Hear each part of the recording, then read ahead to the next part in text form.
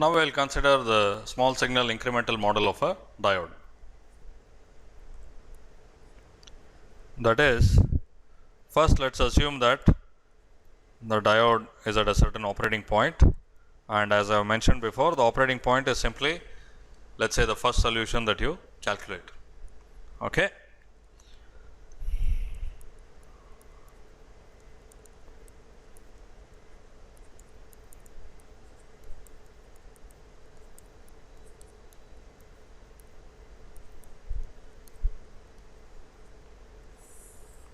And also, while doing hand calculations, we will assume Vd naught to be 0.7 volts and Id naught is obtained from circuit analysis. Once you set Vd naught to be 0.7 volts, it's basically like an ideal voltage source. Okay.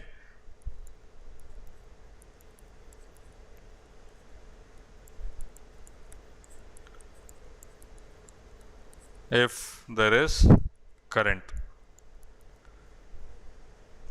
So the circuit analysis is very easy. You don't have to solve any nonlinear equations. Now, if we consider the case where, because of whatever reason, the voltage across this changes and the current through it also changes, then we can represent the new values to be increments over the operating point. Okay. So Id and Vd are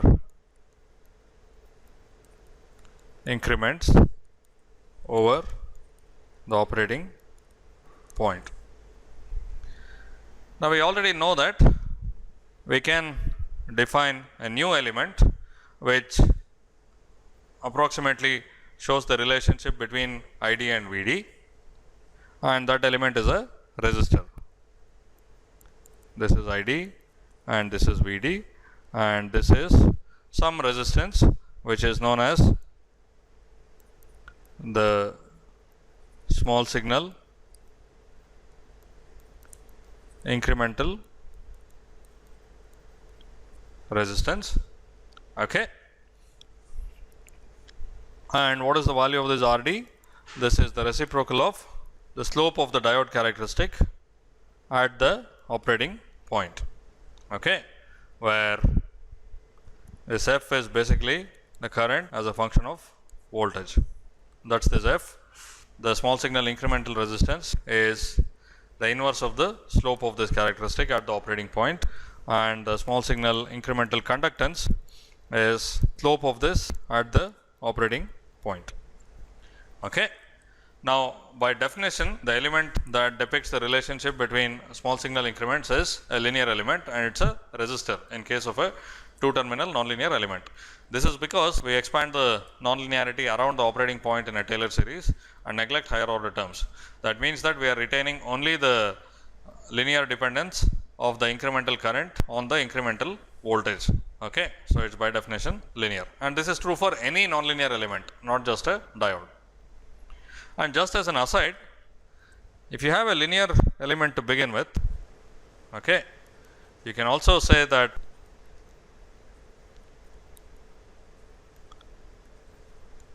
IR is some function h of VR. Of course, h itself is a straight line now. Okay, we know that IR is VR divided by R. Now, in this case, the incremental conductance GR will be the slope of this h prime at the operating point, and the slope is basically 1 by R everywhere, and it's equal to the conductance of the resistor. And similarly, the small signal resistance of a resistor equals the resistance itself. And this is not very surprising. The small signal conductance is the slope of the IV characteristic at the operating point. The slope of a resistor's IV characteristic is 1 by R everywhere. So the small signal incremental equivalent of a linear element is the element itself. Okay. So now what do? We know that the diode characteristic is given by this expression, and which can be approximated to be Is exponential Vd by Vt when Vd is much more than Vt, or basically when there is a substantial current flowing in the forward direction.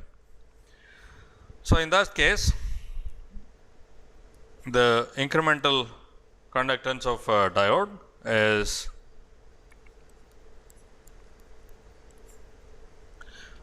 this derivative calculated at the operating point, and you can see that it is Is by Vt exponential Vd by Vt calculated at the operating point.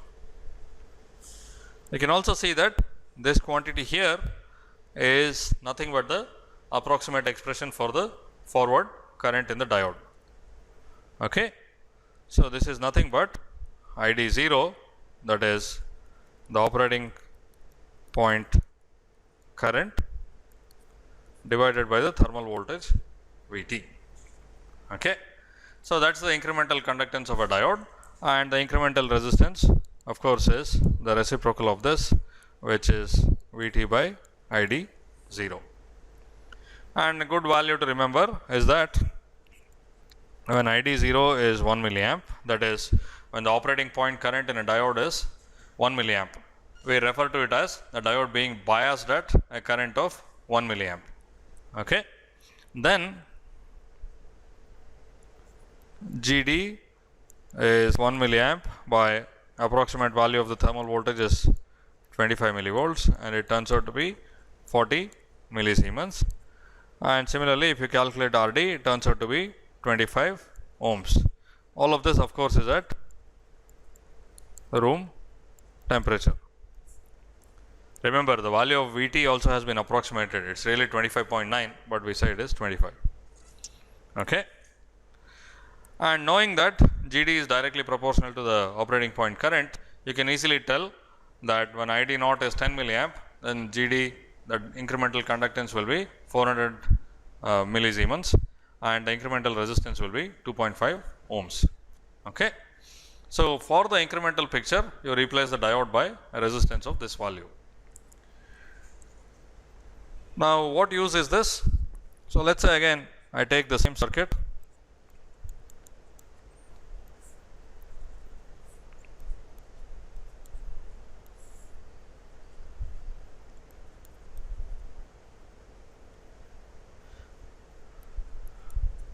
And let me assume that the source Vs this time is a time varying source. It is 5.7 volts plus 100 millivolt sine omega t, and I want to find the voltage across the diode and the current through the diode in this circuit. Of course, one possibility is to do the exact analysis again. Vs minus Vd by R equals Is exponential Vd by Vt minus 1, which means that 5.7 volts plus 100 millivolt sine omega t minus Vd by 5 kilo ohms equals whatever is on the right hand side, 10 to the minus 15. Let us say that is the value of Is times exponential Vd by Vt minus 1. And you can immediately see that this can be solved very easily numerically, but hand calculation of this is very painful. First of all, we have a time varying quantity here, which means that we have to choose a number of different time points, and for each of those time points calculate the left hand side, and for each of those we will get an equation which we have to solve numerically. Okay. That is, we take points along the period of the sine wave, and at each point we solve this nonlinear equation, and this is just not possible by hand. So, what we do is the following. First,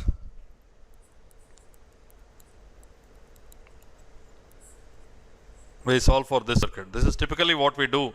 I mean, what we consider as operating point is up to us, but the easiest thing is to consider the fixed part of this 5.7 volts as the operating point. Okay.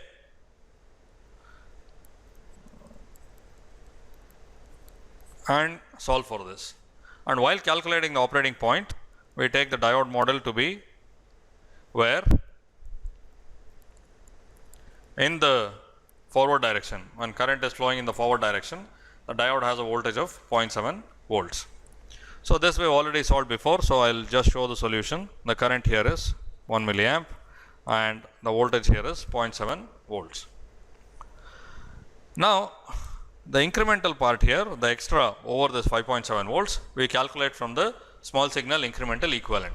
That is the utility of the small signal incremental equivalent. The most important thing to remember is that it is valid only over this operating point, because the small signal parameters depend on the operating point. So what is that? First we have to have a voltage source which corresponds only to the increment, which is 100 millivolts sin omega t, and the equivalent of a 5 kilo ohm linear resistor is the same, a 5 kilo ohm linear resistor. Now the diode will be replaced by a resistor, and the diode's operating point current is 1 milliamp. It's very important that what you replace here depends on the operating point. So because the diode's current is 1 milliamp here, from the previous example that I calculated, you know that this is a 25 ohm resistor. And what do we get from this? This circuit is valid only for increments, and only for increments that are sufficiently small, so that you can neglect higher order terms in the Taylor series. Okay. So we get only the incremental Vd from this and the incremental Id from there. But of course, the important thing is to note that this is a linear circuit. Everything is very easy to calculate. Okay.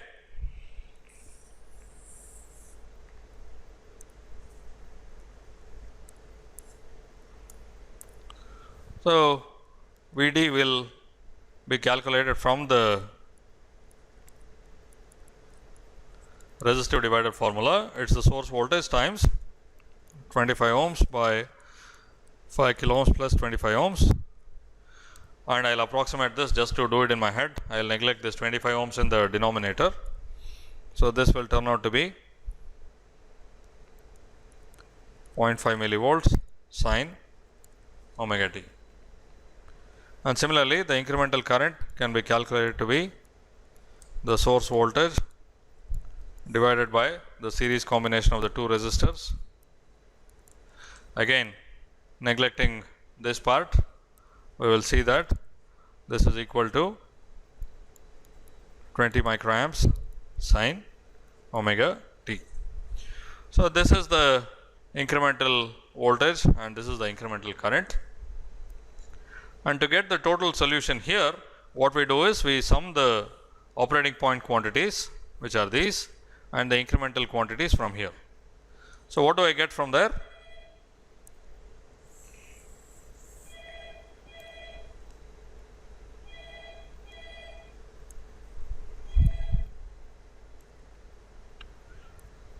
So the total voltage here, Vd, will be the operating point voltage plus the incremental voltage. Okay, and these come from separate analysis.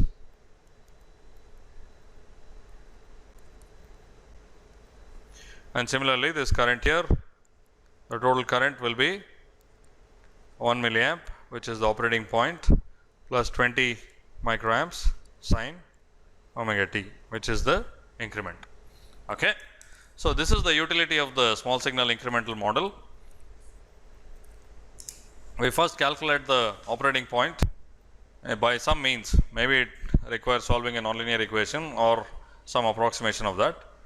And after that, we only calculate increments from the small signal equivalent picture. And that's very easy because we know linear circuit analysis.